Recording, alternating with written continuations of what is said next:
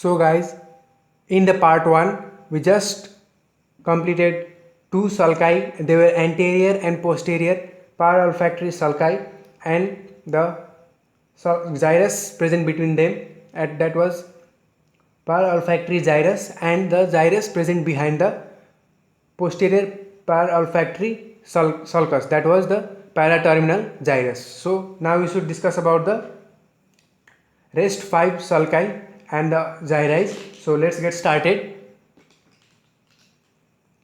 So medial surface,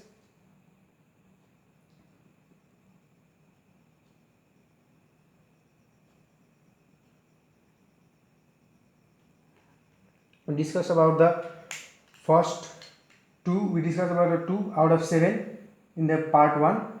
Now it's the third one, that is callosal sulcus. Okay, the third one is callosal sulcus. So this callosal sulcus, it runs in front of the, so it just over the corpus callosum, just over the corpus callosum and parallel to it. Okay, runs just over corpus callosum and separates it from cingulate gyrus. Okay, we'll discuss about the cingulate gyrus coming in the later part of the video. Cingulate gyrus. Okay, so this callosal sulcus, it is running just over the corpus callosum, just above the corpus callosum, and separates it means corpus callosum from cingulate gyrus. Okay, we'll discuss about the cingulate gyrus. Then we have the fourth one. This was the callosal sulcus, the third one. Then we have fourth one, cingulate sulcus. Okay, and this cingulate sulcus, it runs from front of the genu. In the previous video I mentioned the parts of the corpus callosum that were from posterior to anterior. It is splenium, trunk or body, genu and the rostrum. So this cingulate gyrus runs from the front of genu and runs above corpus callosum, just over, and this is the callosal sulcus is just over the corpus callosum, but this cingulate sulcus, it runs above the corpus callosum, and the area above the cingulate sulcus is divided into two parts, that is the medial frontal gyrus and the paracentral lobule, and below the surface, the area below the cingulate sulcus is known as cingulate gyrus. Okay, so you will be much more clear about these terms when you look into the diagram, which we'll discuss in the after completing the names of the gyrus and some of the peculiarities. So be patient and don't worry, we'll discuss about it. So cingulate gyrus runs from front of genu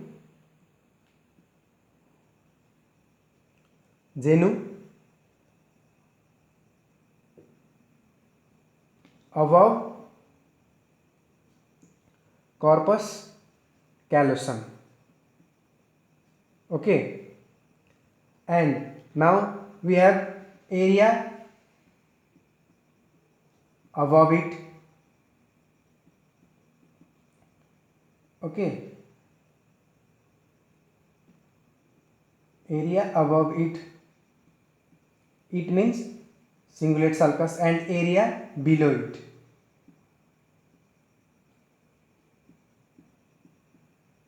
So area above it is divided into two parts, that is paracentral lobule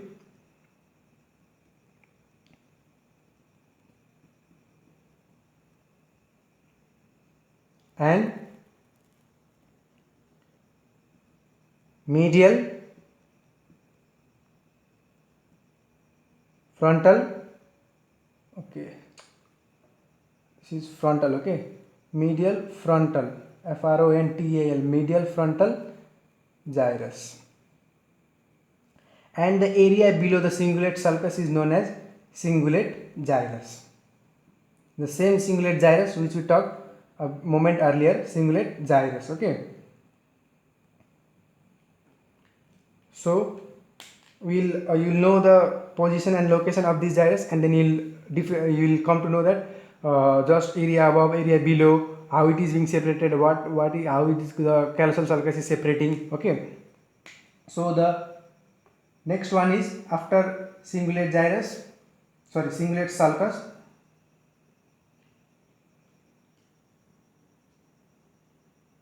we have supra splenium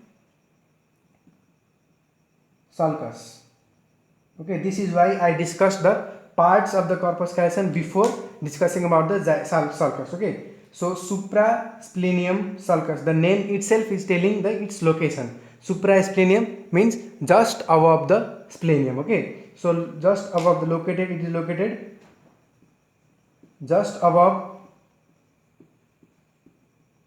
splenium and parallel to it. It is parallel to it, okay. I mispronounced in the following starting in the callosal sulcus that it is parallel, but it is actually it is over here, just above the splenium and parallel to it,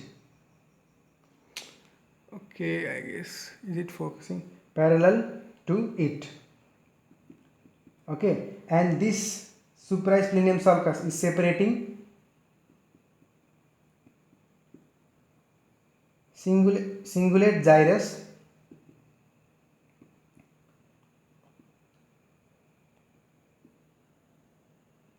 from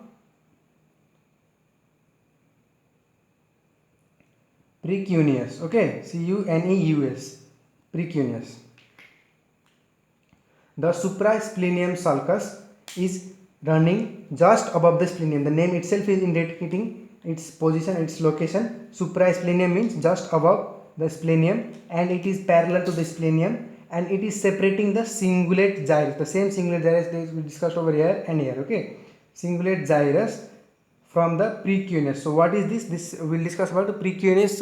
Just remember for now, precuneus is a quadrangular area, okay, quadrangular area between the paracentral lobule and the parieto-occipital sulcus. So we'll write about it. So let's get to the sixth one. This is the fifth. The sixth sulcus is calcarine sulcus, okay.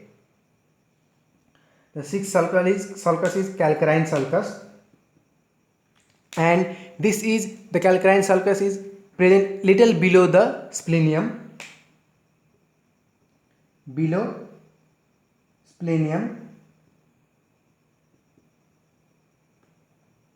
going into or going towards occipital lobe, okay, and it gives off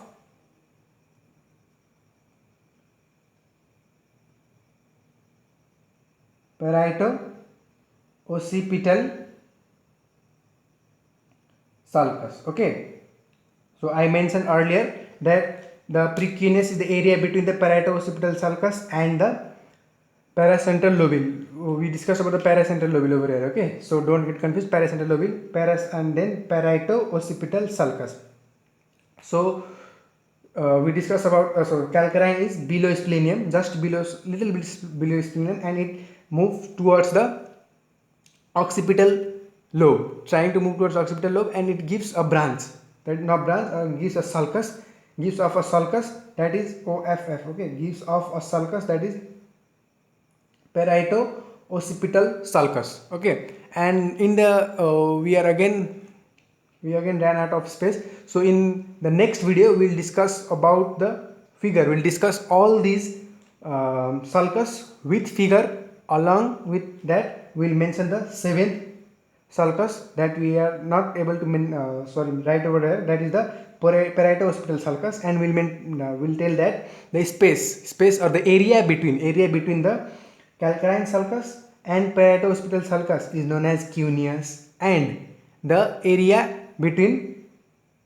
parieto-occipital sulcus and the paracentral lobule. Okay, the parieto-occipital sulcus and the paracentral lobule is known as precuneus, which is quadrangular in shape, while the area between the calcarine and the parieto-occipital sulcus is known as cuneus. Okay, and that is triangular in shape, triangular area. So we'll discuss about the figure and the last sulcus, that is the parieto-occipital sulcus, okay, in the next video. So we'll also find find this note in the Facebook page, and the link is given in the description below. So if you have not copied it, you can pause the video and copy it, or either get it from the Facebook page. The link is in the below description below. Okay, so